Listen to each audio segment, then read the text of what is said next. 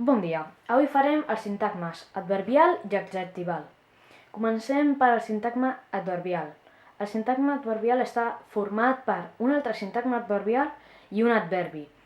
Però el que està entre parèntesis pot estar i pot no estar, o sigui que no fa falta que estigui obligatòriament. Per exemple, molt violentament, que és l'exemple, el sintagma adverbial, molt, no pot, o sigui, pot no estar. Per exemple, el sintagma pot ser només violentament. I, el sintagma adjectival està format per un sintagma adverbial, un adjectiu i un complement de l'adjectiu, o uns complements de l'adjectiu. Però, com sempre, el que està entre parèntesis no fa falta que es posi.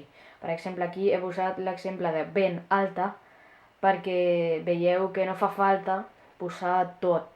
Ben alta és sintagma adverbial i adjectiu. Això està format per...